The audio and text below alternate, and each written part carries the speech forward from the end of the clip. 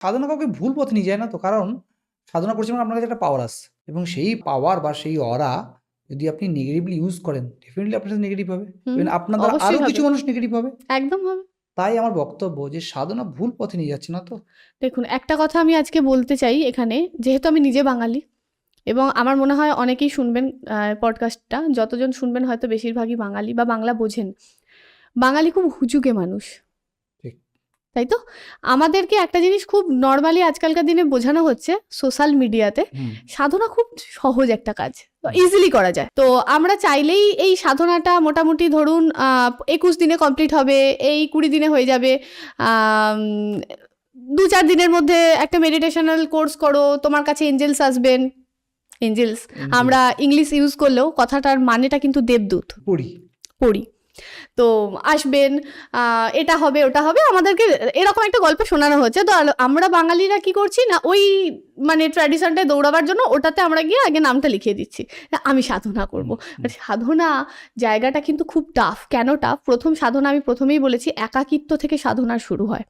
আমি চাইলেই সাধনা আমার কাছে, শিব, স্বয়ং শিব যদি মনে করেন আমি সাধনা করার জন্য প্রস্তুত, তবেই উনি আমাকে সিদ্ধির এই লাইনে নিয়ে আসবেন।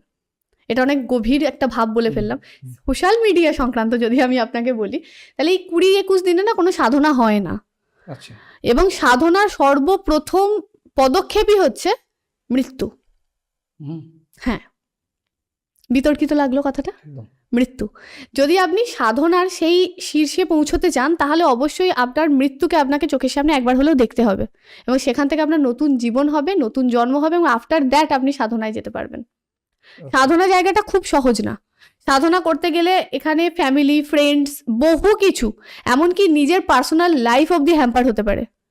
বিকজ আমি যে ইষ্ট দেবতাকে নিয়ে সাধনা করছি, সাপোজ আমি গণপতিকে নিয়ে আমি কথাটা বলি, কারণ আমার খুব পছন্দের ভগবান গণপতি, আমার ভাই, আমার দাদা, আমার গাইডার, আমার সমস্ত কিছু।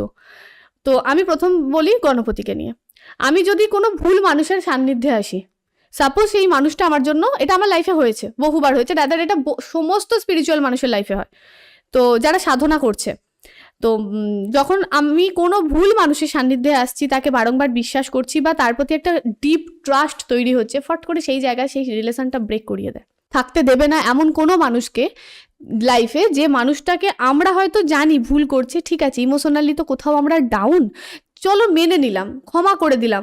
স্পিরিচুয়াল যারা আমাদের সাথে কানেক্ট হচ্ছে, তারা কিন্তু ক্ষমা করবে না, জাস্ট সিম্পলি সুইপ আউট,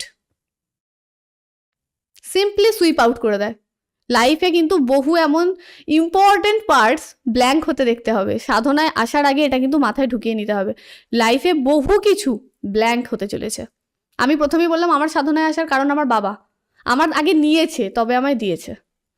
এবং যদি আরও ডিপলি বলতে চাই, এই যে আপনি বললেন যে তান্ত্রিক এবং নেগেটিভিটি, শ্মশানে বসে এমন আমার জীবনে মানে পার্সোনাল লাইফে এমন বহু অভিজ্ঞতা রয়েছে, বহু মানুষ আমার ওপর শ্মশান ক্রিয়া করিয়েছিল, ঠিক আছে। রাদার এই কারণের জন্য এমনও ঘটেছে যে একবার তো আমার মৃত্যু হয়েও হয়নি, সেটা আমার বাবা বেঁচে থাকা অবস্থায়। জানি না, ছোট থেকেই বহু মানুষের চোখে একটু মানে বেশি আমি একটু কাঁটা হয়ে যাই হুটহাট করে। অ্যাকচুয়াল মেন ব্যাপারটা হচ্ছে মুখের ওপর সত্যি কথা বলে দেওয়া। এটা ঠিক না, এটা ভুল। এই ভুলটা ভুল বলার কারণে আমি কথার মাধ্যমে বহু শত্রু বানিয়ে ফেলেছি। এবং যারা স্পিরিচুয়াল এই জায়গাটায় থাকে না, তারা অতিরিক্ত মিষ্টভাষী হবার থেকেও বেশি তারা কিন্তু সার্ফটাং হয়। আপনি মানতে পারুন বা না পারুন, আপনাকে সত্যি কথা বলার ক্ষমতা আমার আছে বলে আমি এই জায়গায় বসেছি, এবং সেটাও আমার সাধনা সিদ্ধি, এবং আমি আমার জায়গায় পুরোপুরিভাবে শিওর, তবেই কিন্তু আমি সেই কথাটা আপনাকে জানাচ্ছি, তাই তো? তো সেই জায়গাতে দাঁড়িয়ে অনেক মানুষ এই সিওরিটি, এত কনফিডেন্সিয়াল জায়গাটাকে নিতে পারে না। তো এই কারণের জন্য কিন্তু আমাদের অনেক শত্রু হয়। এবার শ্মশান ক্রিয়ায় কিন্তু অনেক রকম একটা মানুষের ওপর ক্ষতি হতে পারে। আমার অনেক ক্লায়েন্টের হয়েছিল, রাদার আমার অল্প বয়সে আমার নিজের হয়েছে ক্ষতি।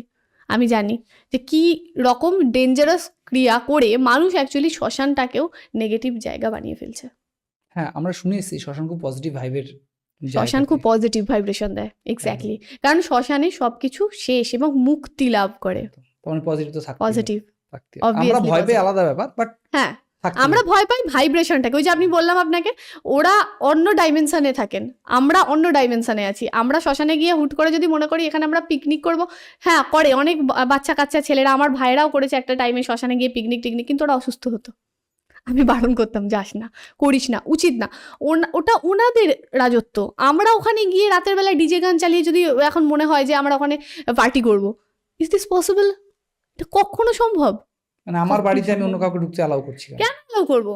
শ্মশানে প্রথম যাবার পর যে কাজটা ওরা করে, যারা শ্মশানে থাকেন ওনারা সর্বপ্রথম আপনাকে এসে আগে চেক করবে আপনি কে, কেন এলেন, ওদের ডাইমেনশনে কি জন্য ঢুকেছেন। সম্পূর্ণ পডকাস্টটি দেখতে ডিসক্রিপশন দেওয়া লিঙ্কে ক্লিক করুন অথবা রিপন টক্স ইউটিউব চ্যানেলে ভিজিট করুন।